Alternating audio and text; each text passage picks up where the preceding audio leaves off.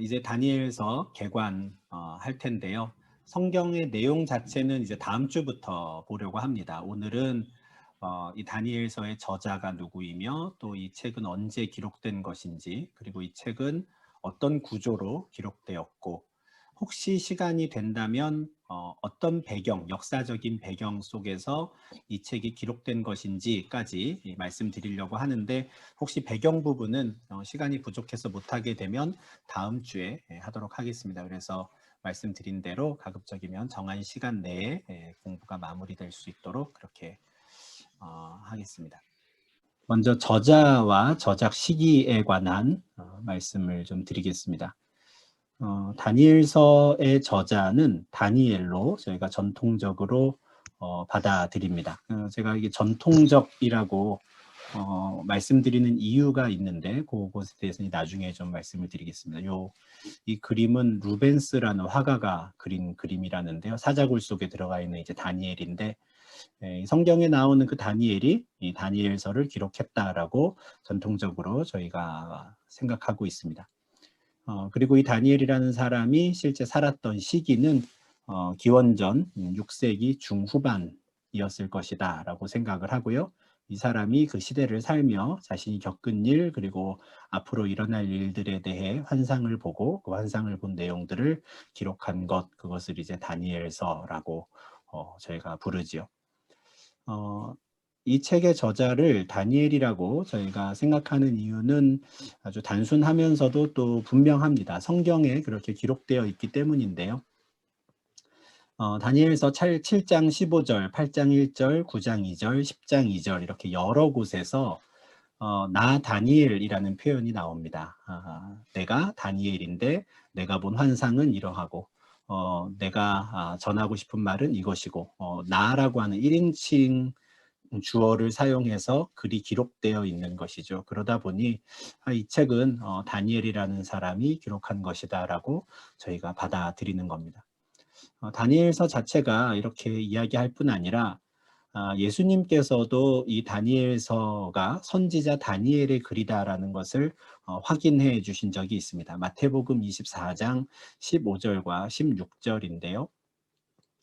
그러므로 너희가 선지자 다니엘이 말한 바 멸망에 가증한 것이 거룩한 곳에 선 것을 보거든 그때 유대에 있는 자들은 산으로 도망할지어다입니다. 예수님께서 다니엘서의 한 구절을 인용하시면서 이것은 선지자 다니엘이 말한 것이다 라고 말씀을 해주신 것이죠. 우리 입장에서는 이 글이 실제로 다니엘 선지자의 글이구나라는 것을 저희가 이제 확인을 받을 수 있는 것인데, 예수님께서 인용하신 구절은 다니엘서 11장 31절입니다. 12장 11절에도 비슷한 내용의 말씀이 있는데요. 군대는 그의 편에 서서 성소 곧 견고한 곳을 더럽히며 매일 드리는 제사를 폐하며 멸망하게 하는 가증한 것을 세울 것이다 라고 다니엘서에 기록된 바가 있습니다. 근데 이 내용을 예수님께서 인용하시면서 세상의 마지막 때에 일어날 일에 대해서 경고하시는 것이죠. 물론 다니엘서 11장 31절에 그리고 12장 11절에서 다니엘 선지자가 예언한 것은 기원전 2세기경에 실제로 이루어진 역사적인 사실입니다.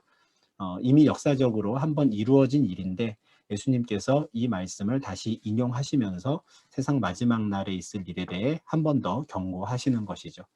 이때 우리에게 중요한 것은 예수님께서도 이 글을 선지자 다니엘의 글로 인정하셨구나라는 걸 저희가 보게 되는 겁니다. 그러니 저희는 다니엘서의 저자는 다니엘이다라고 받아들이는 겁니다.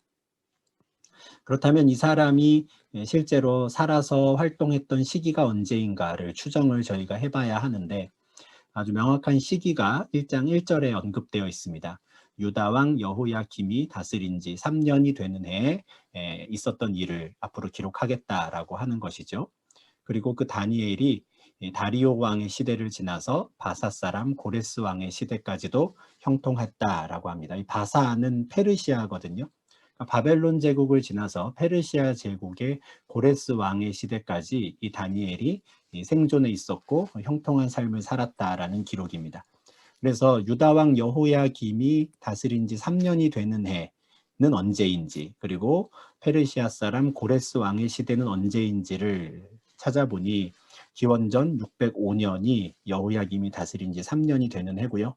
바사 사람 고레스 왕의 시대는 기원전 6세기 중반인 것이죠. 그래서 다니엘이라는 사람이 기원전 6세기 중후반에 이 책을 썼다라고 생각을 했습니다. 그런데 지난 한 100년간 특히 한 20세기 들어서 다니엘이라는 사람이 기원전 6세기 중후반에 이 책을 썼다라고 하는 이 전통적 관점이 흔들리기 시작합니다.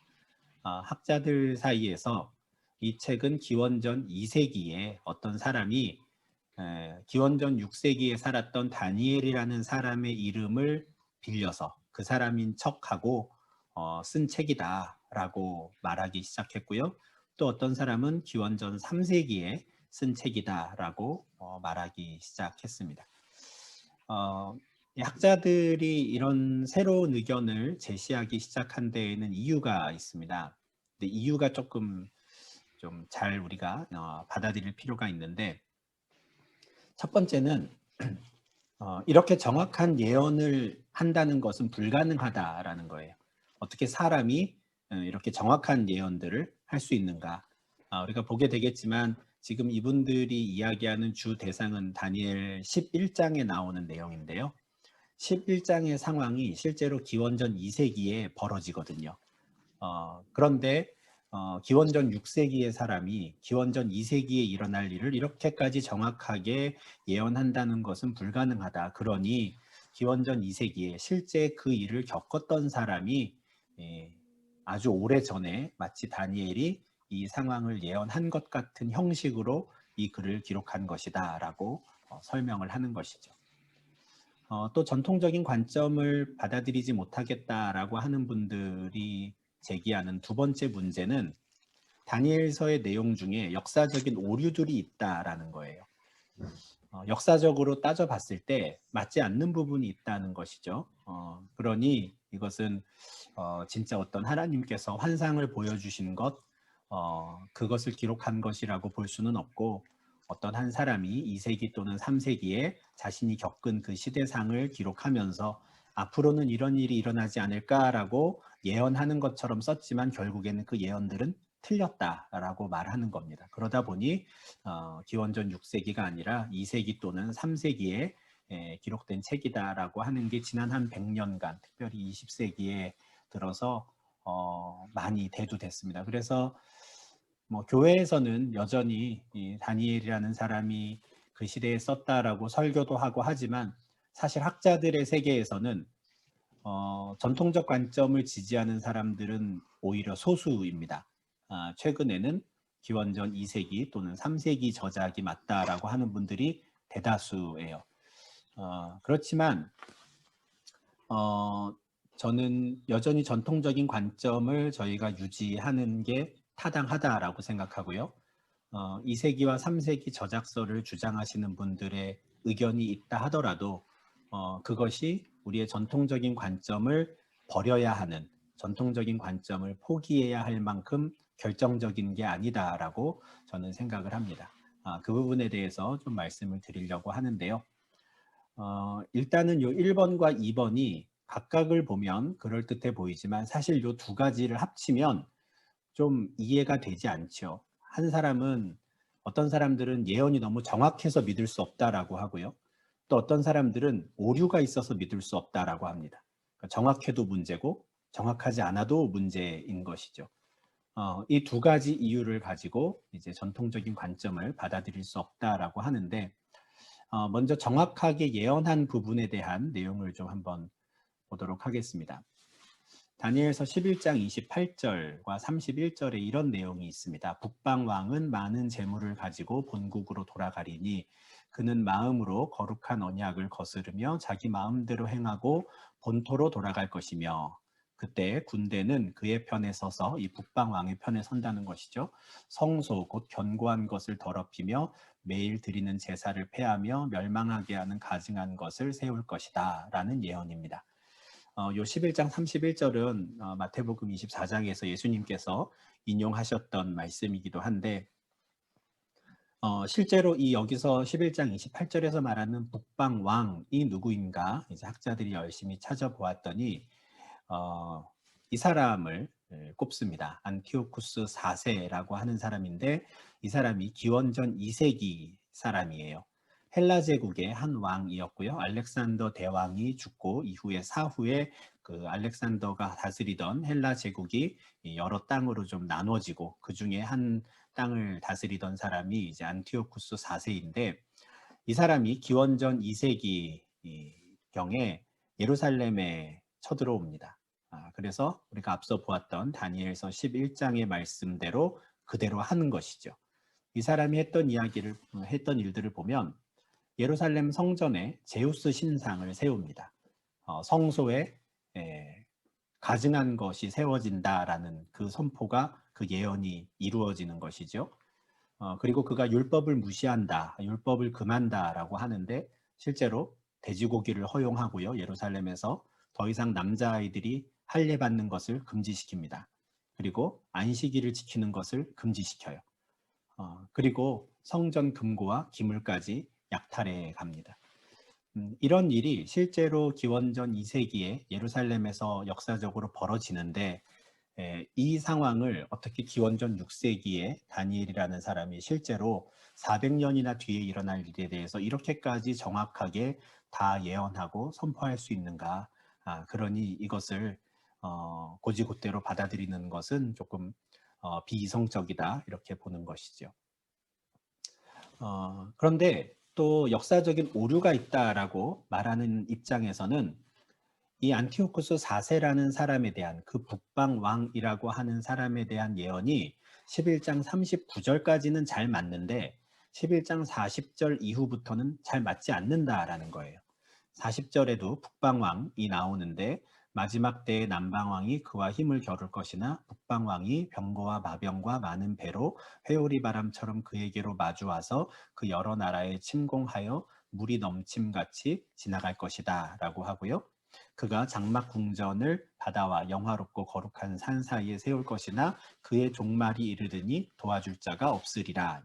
그러니까 요 마지막 때 그리고 남방언과 힘을 겨룬다라는 이런 내용들이 안티오쿠스 4세기에 일어난 일과는 좀 맞지 않는다는 거죠. 그러니 틀린 것이 있다. 만약에 이것이 하나님께서 하신 진짜 보여주신 환상이라면 다 맞아야 되는데 어떻게 39절까지만 맞고 40절 이후에는 틀릴 수 있을 것인가?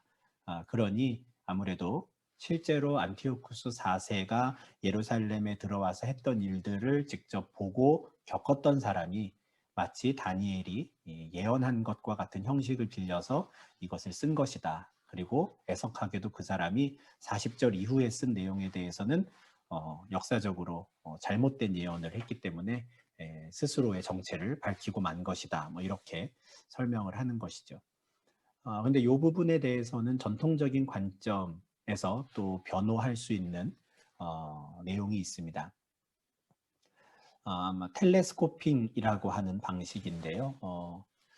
이 개념 용어는 용어 자체는 뭐 기억하지 않으셔도 괜찮은데 이 개념은 좀 잘 이해하고 계시면 성경을 읽으실 때 아마 도움이 많이 되실 것 같습니다. 전통적인 방식을 그대로 유지하고 그것이 폐기될 필요 없다라고 보는 입장에서는 11장과 같이 어떤 부분은 맞는데 또 어떤 부분은 역사적으로 틀린 것 같이 보이는 이런 일이 왜 일어나는가를 이렇게 설명합니다. 하나님께서 선지자들에게 말씀을 주시거나 환상을 보여주실 때 시간 순서대로 차근차근 보여주시지 않고 이것을 텔레스코핑 방식으로 보여주신다라고 설명하는 거예요. 이 텔레스코핑 방식이 뭐냐면 이거를 생각하시면 제일 좋습니다. 망원경을 생각하시면 좋아요. 이 망원경을 생각하시면 왜 좋냐면 뭐 멀리 있는 걸 크게 확대해서 본다 이런 것보다도 지금 보여드리는 요 그림에 있는 망원경이 텔레스코핑 방식으로 접히는 겁니다. 뭐냐면 쭉 늘어뜨리면 긴 망원경이 되지만 이거를 촥 이렇게 접을 수 있는 거죠. 그래서 밑에 보이는 요 작은 가방에 들고 다닐 수 있는 겁니다. 길게 늘어뜨릴 수 있는 것을 크기를 좀 이렇게 아구를 달리해서 압축해서 접을 수 있는 것이죠. 하나님께서 미래의 시간 순서대로 일어날 일들을 선지자들에게 시간 순서대로 보여주시지 않고 텔레스코핑 방식으로 확 접어서 보여주신다라고 설명하는 겁니다.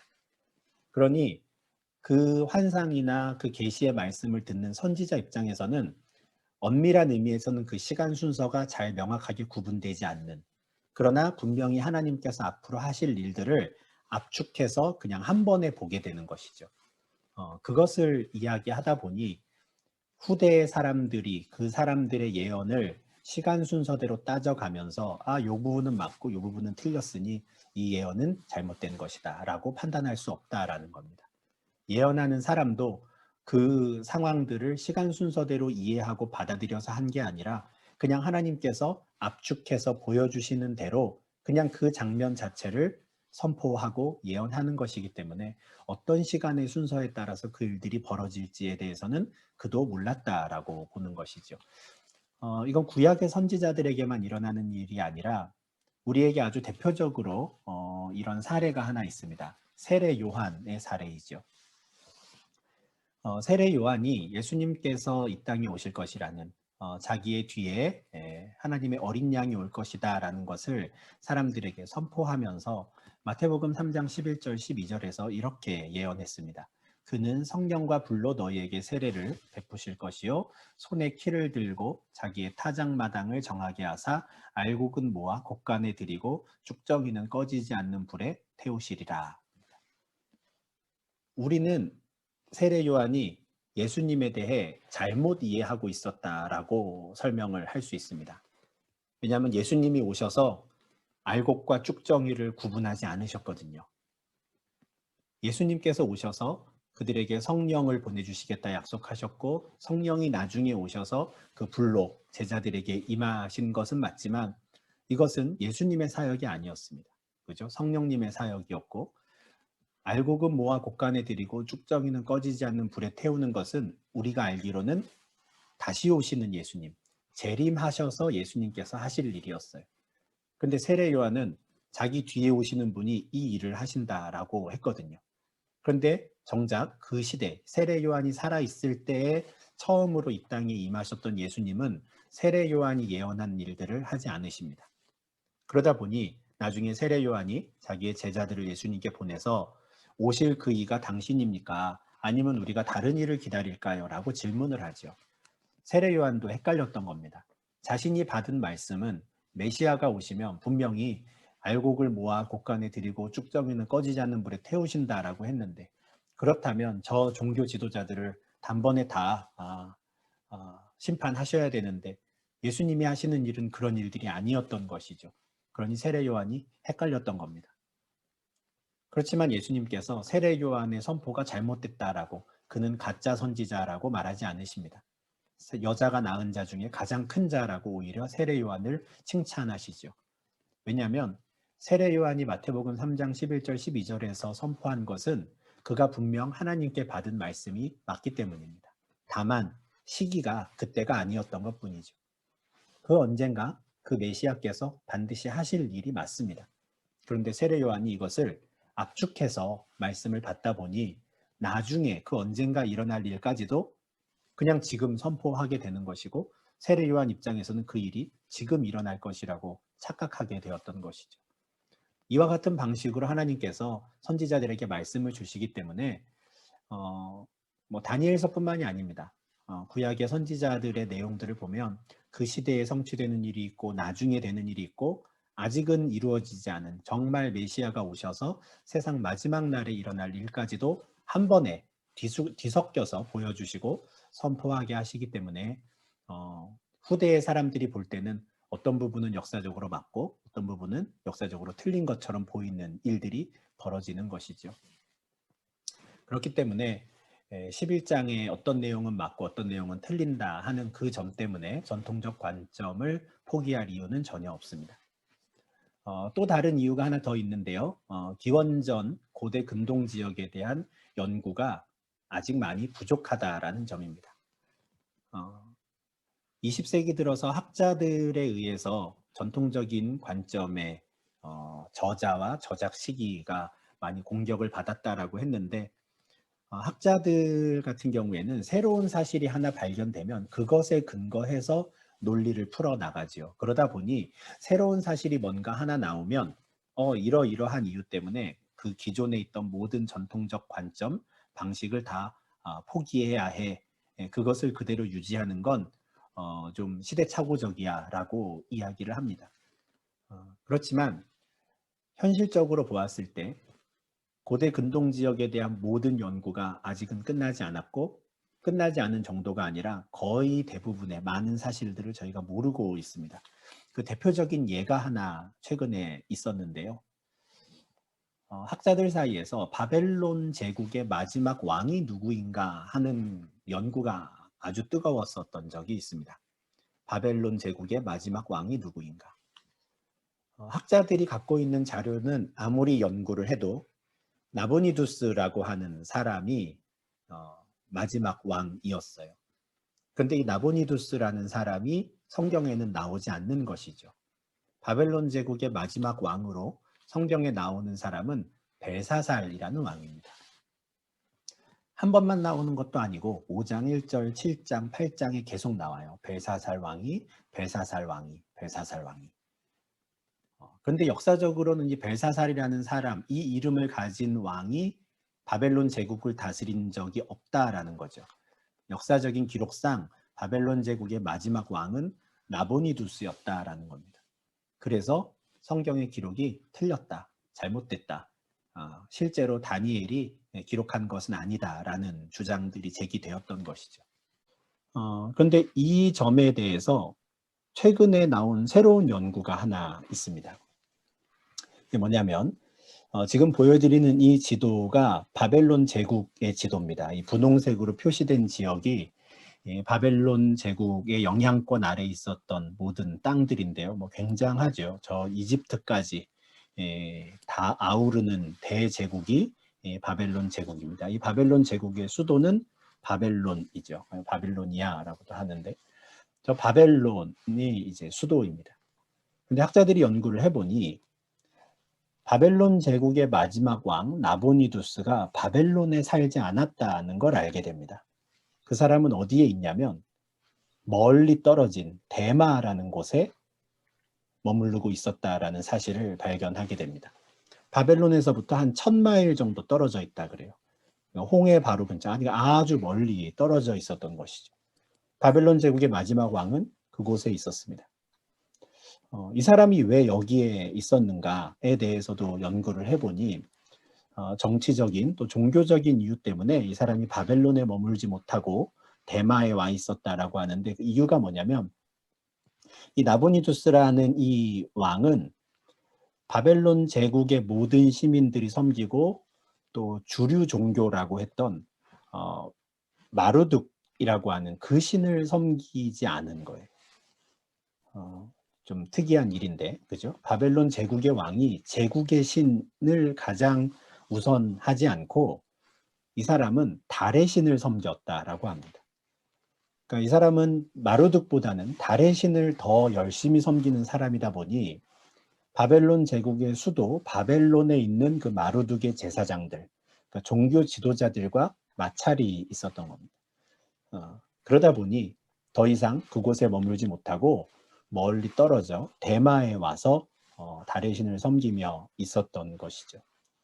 그러면 바벨론은 어떻게 되는가? 바벨론에는 누가 있었는가? 이 점에 대해서 학자들이 또 연구를 해보니 그곳에는 나보니두스의 아들이 있었습니다. 아들이 나보니두스를 대신해서 바벨론에 머무르며 제국을 통치했는데 그 아들의 이름이 벨사르 우스르라고 하고요. 이 벨사르 우스르라는 사람의 이름을 히브리어식으로 발음을 하면 벨샤자르가 되고 그것이 우리 성경에 벨사살로 기록이 되는 겁니다. 이 벨사살은 나보니두스의 아들인 거예요. 그러니까 실질적으로 학자들이 연구한 게 맞습니다. 나보니두스가 마지막 황제, 마지막 왕이 맞아요. 그러나 나보니두스 시대에 바벨론의 왕으로, 실질적인 왕으로 있었던 것은 그의 아들 벨사살인 것이죠. 이것이 최근의 연구로 밝혀졌는데 이와 같은 연구의 결과는 5장 16절 말씀을 우리에게 더 명확하게 설명해 줍니다. 사실 이 말씀은 좀 해석하기 어려운 난제였는데요. 벨사살 왕이 다니엘에게 하는 말이거든요. 내가 내게 대하여 들은즉 너는 해석을 잘하고 의문을 푼다 하도다. 그런즉 이제 내가 이 글을 읽고 그 해석을 내게 알려주면 내게 자주색 옷을 입히고 금사슬을 내 목에 걸어주어 너를 나라의 셋째 통치자로 삼으리라 라는 약속을 줍니다. 사실 이게 좀 해석하는데 어려움이 있었거든요. 벨사살이 왕이면 다니엘이 큰 공을 세우고 그 꿈을 잘 해석을 한다 그러면 둘째 통치자가 되는 게 맞는데, 예, 왕 바로 다음에 되는 것이죠. 근데 벨사살은 왜 셋째 통치자라고 말을 할까? 그러면 둘째는 누구인가라는 궁금증이 있었습니다. 근데 학자들이 열심히 연구를 해준 덕분에 그 비밀이 풀린 것이죠. 벨사살 왕이라고 되어 있지만 실제로는 이 벨사살은 아버지를 대신해서 바벨론 지역을 지금 다스리고 있었던 것이고, 그 시대의 엄연히 그의 아버지 나보니두스는 살아 있었고, 그 사람이 제국의 왕이었고, 다만 그 사람이 바벨론에 없다 보니 지금 벨사살이 다스리고 있는 겁니다. 그러니 벨사살 입장에서는 다니엘에게 줄 수 있는 가장 높은 직위는 셋째 통치자입니다. 첫째 통치자는 아버지가 있었고요. 둘째 통치자는 자신이었고, 다니엘이 세 번째 통치자가 되는 것이죠. 그래서 나보니두스라고 하는 왕이 실제로는 마지막 왕이었으나 현실적으로 통치는 벨사살이 했다라는 이런 학자들의 연구를 통해서 말씀의 의미도 더 분명해지고, 또 한편으로는 지금 우리가 역사적으로 드러나지 않았다, 잘못됐다, 오류가 있다라고 말하는 것들이 성경이 틀렸기 때문이 아니라 오히려 아직은 학자들의 연구가 부족하기 때문이다라는 식으로 우리가 설명할 수도 있는 것이죠. 그래서 역사적으로 뭐 오류가 있다, 증명되지 않았다라고 하는 그와 같은 주장으로 인해 전통적인 관점을 포기할 이유는 전혀 없습니다. 그래서 저는 앞으로 진행될 이 다니엘서 성경 공부는 우리가 전통적인 관점 그대로 성경에서 나 다니엘이라고 말했고, 예수님께서도 이것은 선지자 다니엘이 말한 것이다 라고 확인을 해주신 것처럼 다니엘이라는 사람이 기원전 6세기 중반 또는 후반에 기록한 책이다라는 전제를 가지고 말씀을 보도록 하겠습니다. 저자와 저작 시기에 대해서 지금 말씀을 드렸고요. 계속해서 이제 구조에 관한 말씀을 좀 드리겠습니다. 구조는 크게 이제 두 가지로 좀 보려고 하는데요. 첫 번째는 인칭과 장르가 달라진다라는 거예요. 인칭과 장르가 달라진다. 먼저 인칭의 변화를 좀 말씀을 드리면 1장 1절부터 6장 28절까지 1장부터 6장까지는 3인칭 형식으로 기록되어 있습니다. 다니엘이라는 사람도 나 또는 뭐 내가 이런 말을 하지 않고요. 어떤 다른 사람이 이 글을 기록한 것처럼 다니엘이라는 그의 이름이 다 언급이 됩니다. 3인칭으로 쭉 이야기 형식으로 진행이 되죠. 첫 번째 장르는 내러티브입니다. 그러니까 이야기 형식이에요. 우리가 잘 알고 있는 1장부터 6장까지 뭐 사자굴에도 들어가고 또 금신상이 세워지고 하는, 우리가 다니엘서 하면 떠오르는 그 익숙한 이야기들이 다 요 전반부 1장부터 6장까지에 들어가 있는데요. 이것은 이야기 형식으로 3인칭으로 기록되어 있죠. 근데 이것이 7장부터 이제 달라지는데요. 7장부터는 1인칭 형식으로 글이 기록됩니다.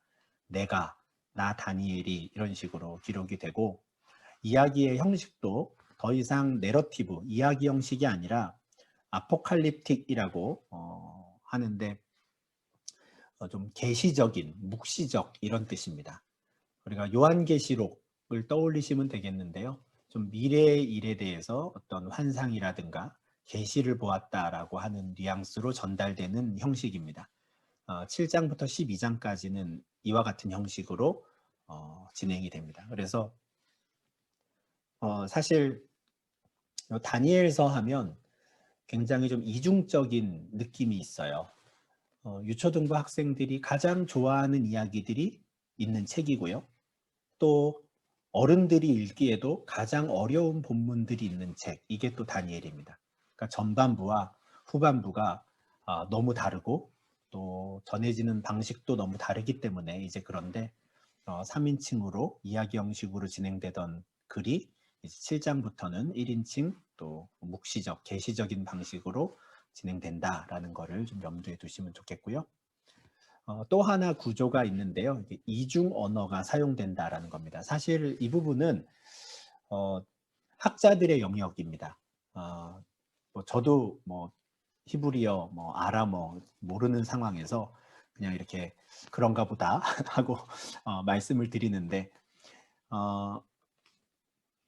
이중 언어가 두 가지 언어가 책에 등장한다는 것이죠.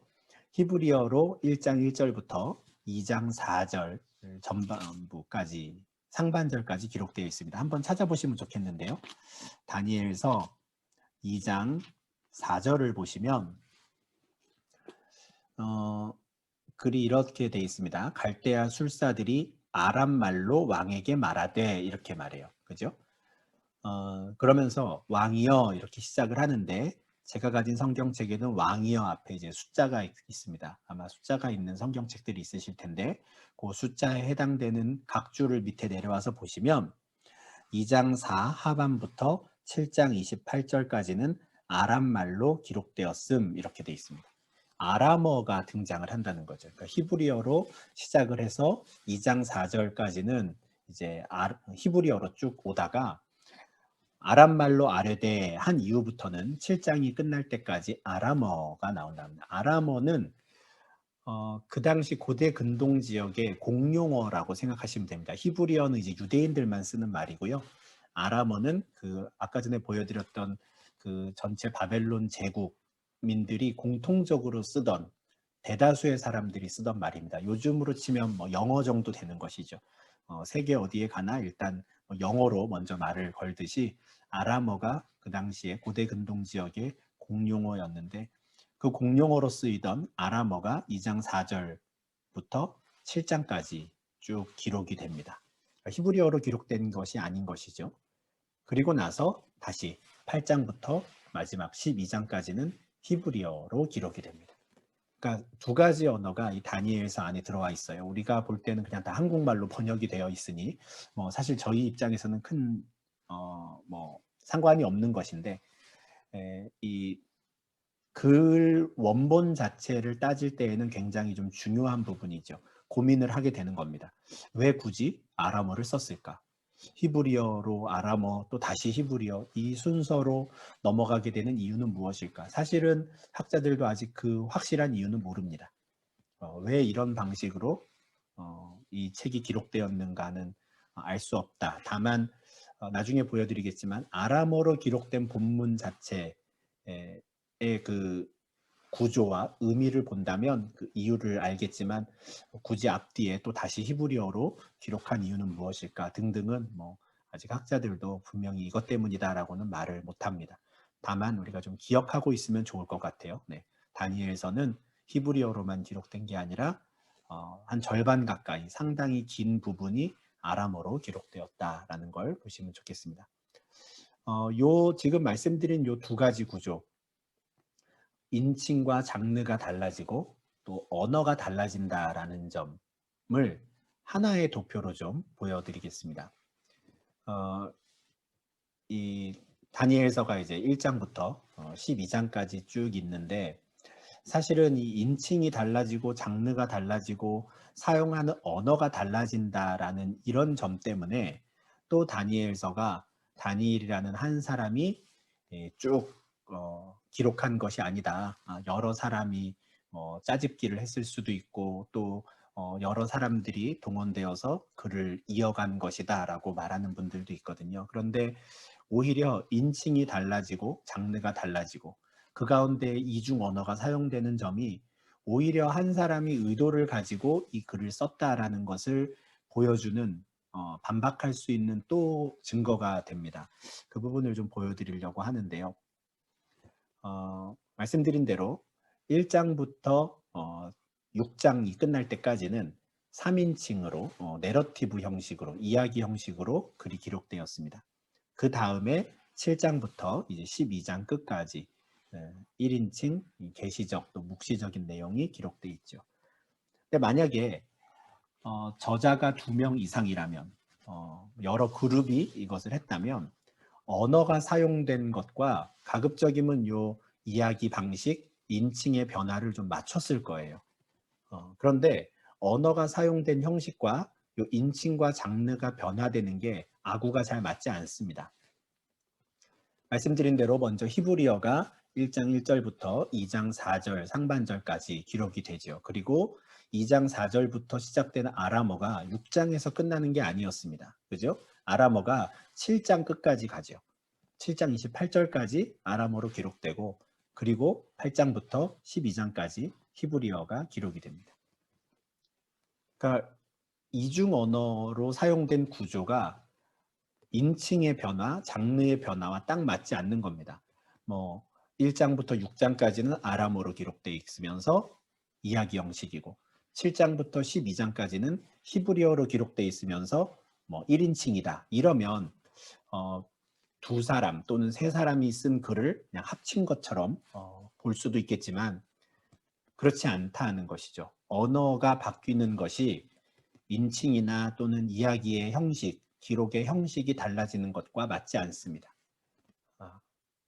이 이중적인 구조를 본다면 오히려 한 사람이 의도를 가지고 언어도 바꿔가면서 쓰고 또 인칭도 바꿔가면서 쓰고 이야기의 전개 방식도 바꿔가면서 1장부터 12장까지를 쭉 기록했다라고 보는 것이 더 타당한 것 아닌가 하는 것이죠.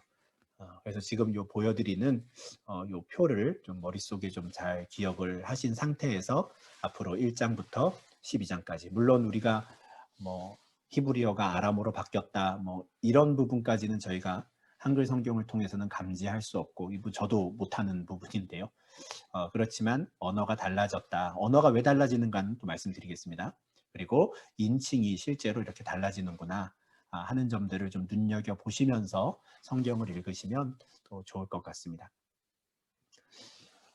오늘 아마 시간상 저희가 이 책이 기록된 배경은 다음에 하는 게 좋을 것 같고요. 마지막으로 요 구조에 대한 내용까지 말씀을 드리면 좋을 것 같은데 아람어로 기록된 본문이 이제 2장부터 7장까지 있습니다. 그런데 앞서 말씀드린 대로 히브리어로 기록된 내용들이 왜 앞뒤에 붙었을까? 그 이유까지는 저희가 아직은 모르는데 최소한 아람어로 그 당시 바벨론 제국의 공용어였던 이 아람어로 굳이 2장부터 7장까지의 내용을 기록한 이유는 무엇일까 하는 건 이 글의 내용을 통해서 저희가 좀 추정을 할 수 있거든요. 그 부분을 좀 말씀드리겠습니다. 2장부터 이어지는 내용들을 보면 아마 다니엘 하면 떠오르는 그 익숙한 내용들이실 겁니다. 아마 잘 알고 계시는 말씀일 텐데 2장에서는 어떤 큰 신상에 관한 느부갓네살이 꿈이 있죠. 큰 신상이 이제 머리와 가슴과 뭐 다리와 발이 각각 다른 재질로 만들어진 큰 신상에 관한 꿈입니다. 3장에서는 이제 그 신상에게 절하지 않았던 다니엘의 새 친구, 그래서 풀무불에 던져지게 되는, 그러나 그것에서 구원받은 이야기가 있고요. 4장에서는 교만한 느부갓네살에 대해서 하나님께서 경고하시고 심판하시는, 그래서 오히려 그 일을 통해 느부갓네살이 하나님을 찬양하게 되는 일이 기록돼 있고, 5장에서는 역시 벨사살 왕의 교만과 또 심판에 대한 메시지가 선포가 됩니다. 6장에서는 이제 다니엘이 사자굴에 던져지죠. 사자굴에 던져져서 그곳에서 구원받는 것이 이제 나오고, 그리고 7장에서는 이제 환상 부분이 나옵니다. 1인칭으로 바뀌는 시점이죠. 1인칭으로 바뀌어서 계시의 형식으로 이제 바뀌게 되는데 그때 다니엘이 내 짐승에 관한 환상을 보게 됩니다. 이렇게 2장부터 7장까지가 아람어로 기록된 것인데 요 내용을 한번 좀 연관성을 찾아본 거죠. 구조를 찾아보니 이야기의 형식이 이렇게 진행된다는 것을 발견하게 됩니다. 2, 3, 4장을 각각 A, B, C라고 표현을 한다면 5, 6, 7은 C, B, A의 느낌으로 역순으로 진행이 되는 것이죠. 다만 똑같은 내용은 아니기 때문에 이제 C B A-라고 표현을 하는데 2장과 7장이 연관성이 있다는 겁니다. 2장에서도 큰 신상에 관한 꿈은 내 제국에 관한 꿈이었습니다. 7장에서 보게 되는 환상도 내 짐승을 통해 내 제국에 관한 내용을 보게 되는 것이죠. 그래서 둘 다 2장과 7장은 내 제국에 관한 이야기다 해서 A와 A-가 되는 것이고요. 3장과 6장은 각각 하나님께서 아주 죽음이 눈앞에 둔 그 상황에서 하나님께서 구원하시는 구원 사역에 관한 기록이 3장과 6장에 있습니다. 그래서 B와 B-, 그리고 4장과 5장은 각각 바벨론 제국의 왕이었던 그 이방 나라의 왕들에 대한 하나님의 심판의 메시지가 선포되는 게 연이어 있는 것이죠. 그래서 C와 C-라고 표현을 합니다. 이런 식으로 성경을 이제 구조를 파악을 할 때 좀 교차해서 대꾸를 이루는 형식으로 글이 기록되는 경우들이 있는데요. 이럴 때에는 두 지점이 딱 만나게 되는 곳이 강조점을 갖게 됩니다. 글의 형식이 그러한 건데 이제 그 당시의 기록 방식이 그런 겁니다. 그래서 2장부터 7장까지의 내용 중에 사실 우리가 가장 강렬한 인상을 받고 그리고 우리가 가장 좋아하는 본문은 3장과 6장이지만 이 아람어 본문의 구조상으로는 가장 강조되는 본문은 4장과 5장입니다. 이방 나라의 왕들에 대한 하나님의 심판의 메시지, 이게 아람어로 기록된 이 6장에서 가장 강조되어야 하는 부분이 되는 것이죠. 그 이유에서 이 본문들은 아람어로 기록되었다라고 추정할 수 있습니다.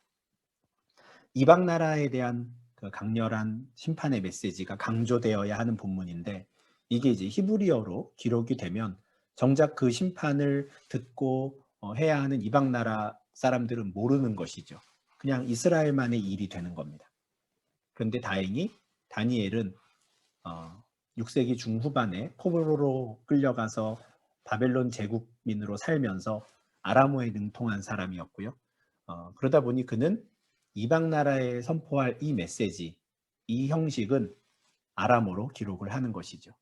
그래서 하나님께서 이 세상의 주관자이시며 저 거대한 제국의 왕마저도 하나님께서 심판하실 수 있고 하나님께서 얼마든지 도구로 사용하실 수 있다라는 것, 그것을 그 당시에 국제적인 공용어로 사용되던 아람어를 통해서 기록함으로써 선포하는 겁니다.